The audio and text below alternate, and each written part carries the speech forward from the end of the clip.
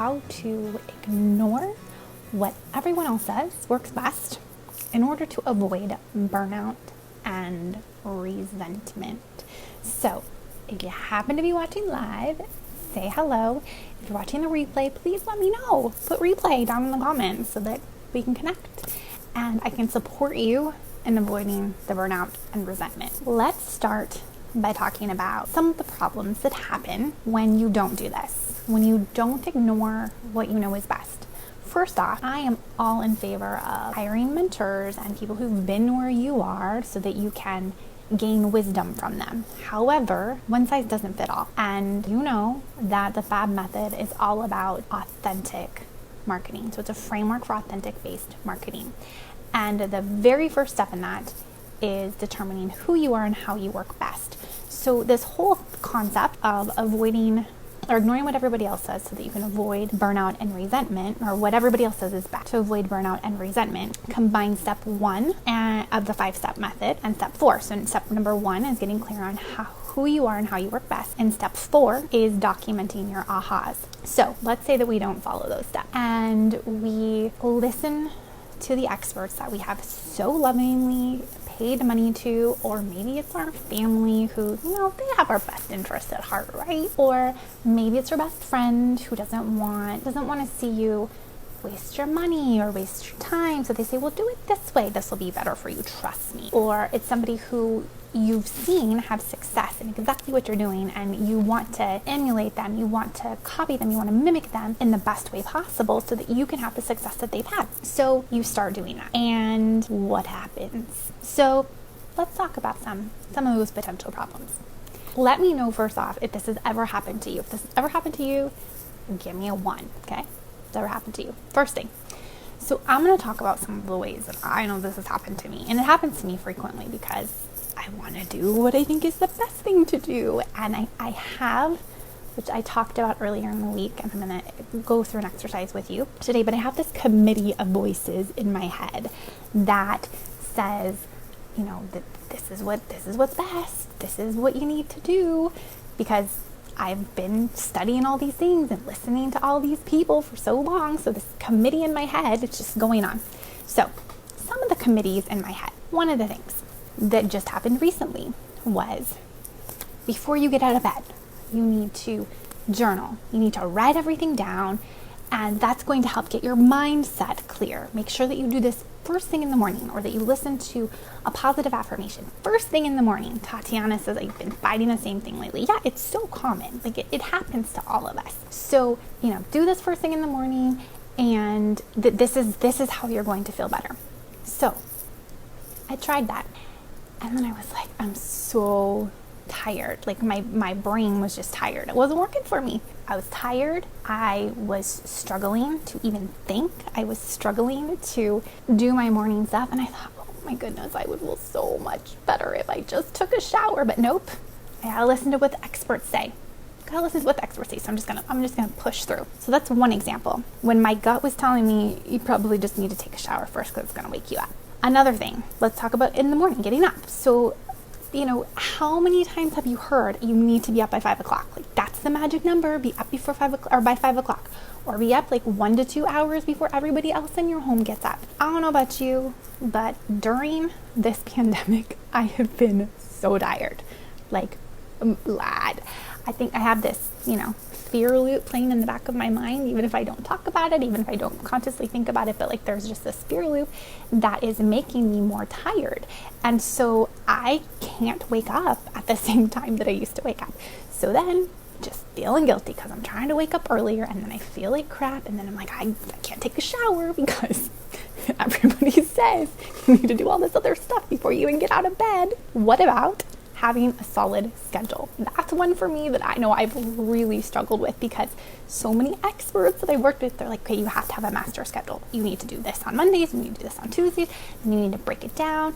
And I am a person who thrives on structure. I do thrive on structure. But as I've said before, what I like to do, just like with the prompts with purpose that I share in the FAB marketing method, I like to have the recipe, and then I like to be able to tweak it to what works for me. So having a generalized master schedule works a whole lot better for me than having this very specific thing that I have to follow, because otherwise I plan out my day and then I get thrown a curveball. Like, everybody's not home at the same time to have dinner, and I had dinner planned at a certain time, and then right after dinner I was going to do X, Y, and Z, and it was going to be done by 6:30, and now it's 7 o'clock and we haven't even eaten dinner. That happened last night, by the way. And then I feel bad, and then I get so anxious because I am not following this master schedule. Has this ever happened to you? If this ever has happened to you, please tell me I'm not alone. Give me a 2 in the comments. Something else. What about posting content? Who says, or how many times have you heard, like, you need to post a specific number of days on these specific platforms? Every time you look somewhere, it's changing. You need to post on Instagram stories. What about Instagram Reels? And it was TikTok. You need to do this. Tatiana can relate. She's given us a 2. So she has experienced this. This one you may have heard me talk about before. Last year, I went to a Women in Business Summit, and there was an Instagram expert who told me that she spent 4 hours taking one picture so she could get the perfect shot. And plenty of people will tell you you need headshots and you need all of these other things, and you can't do anything without makeup on, right? So these are some of the typical problems that happen. And then what? Let's talk about the results of those problems. The results are you feel like a failure, right? Yeah, right. You're all set. You're all set to spend 4 hours taking a picture, right, Tatiana?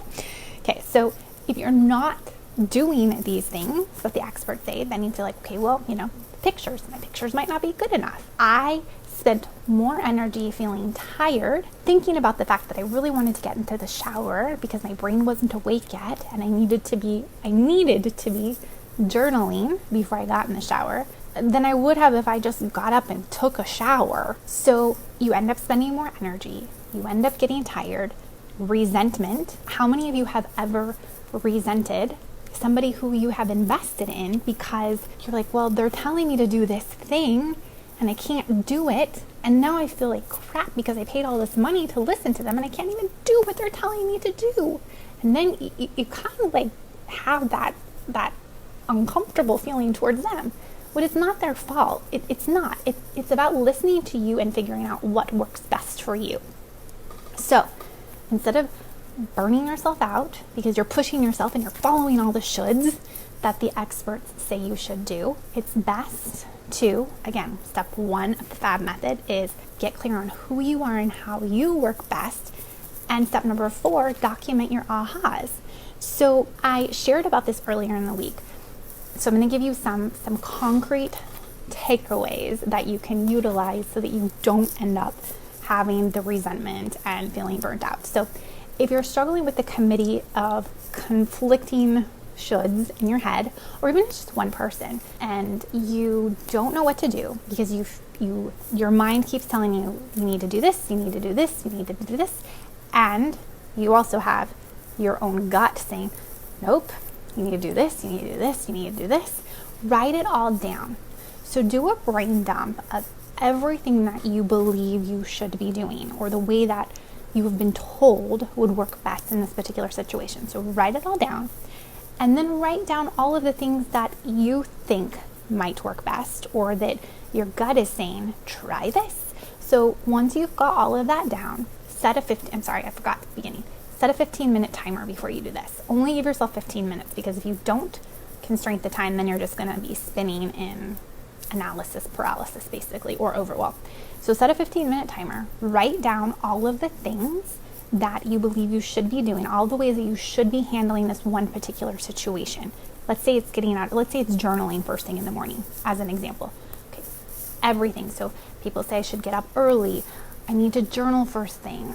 I believe I should be taking a shower. So write down all the things, or whatever, again, your mom said that you need to have 8 hours of sleep at night and you only got 7 hours and 45 minutes.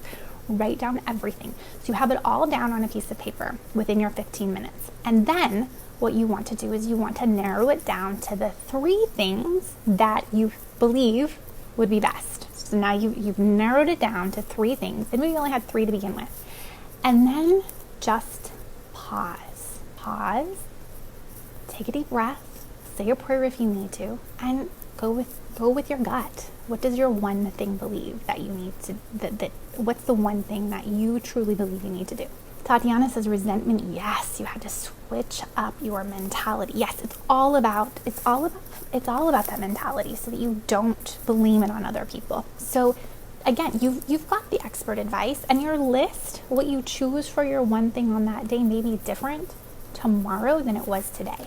So for example, with doing journaling first thing versus taking a shower first thing, for me that varies depending on the day. Sometimes I need to spend more time in bed just kind of waking up. Sometimes I need to take a shower to just get myself up.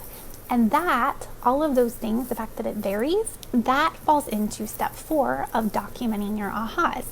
Okay, we've got the 5-step FAB method. So we're implementing step 1 and step 4 is what we're talking about today. So step 4 is documenting your ahas. Start tracking like what worked for you today. Was it that you took a shower first thing, or was it that you journaled? How did you feel afterwards? Something else that is a great takeaway that you can do to track what's working is when you feel energized, whatever it is that's energizing you, write it down, acknowledge that you feel energized, and then figure out what is that action that you took. What is it about that action that gave you that energized feeling, or that gave you that feeling of joy or momentum or flow or progress, whatever it is you're looking for to have when you're working on your business or showing up online? Write it down and identify what that one thing was so that you can then repeat it again. So an example of this that I went through yesterday was I was feeling so tired yesterday. Kids started school last week, and our schedule adjusted a little bit, and I just haven't been getting as much rest as my mind and my body needed. So I was tired, and I was looking at having more coffee in the afternoon, and then out of nowhere I got a phone call, an unexpected phone call, and that phone call resulted in a problem that I've been working to solve with one of my clients for months. We've been working on this problem. This is a social work client, okay? But I have been doing everything I possibly could, but a lot of things were out of my control, out of their control. And the problem was solved by having that person call me back, talk it through.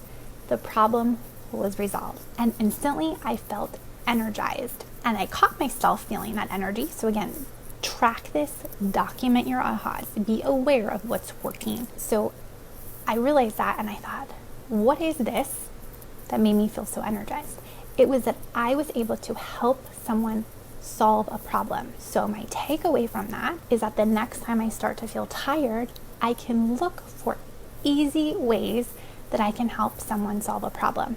Maybe I could post on here and say, hey, what you got going on that I can help you with? What's one problem you're working with that I could help you with? Maybe it's picking up the phone. Maybe it's sending a Voxer message to one of my private VIP clients. Maybe it's posting in the Fab Marketing Method group with the wonderful ladies that I'm working with in there. It's finding an opportunity where I can instantly solve a problem so that I can build my energy back up to be ready to serve again, to show up again, to do the action steps that I need to take to continue making progress on my business. I hope that was helpful for you. Let me know what your main takeaways were. Which thing would you like to start implementing? Is it the 15-minute timer? Is it the tracking of what's giving you energy? Or is it just simply becoming more aware of what's going on? Pick one of those 3 things, start implementing it now so that you can begin to ignore what everybody else says works best, so you can avoid the burnout and resentment as you continue to show up and create impact and income online, getting paid to be yourself in the messy middle using the Fab Marketing Method. See you next time.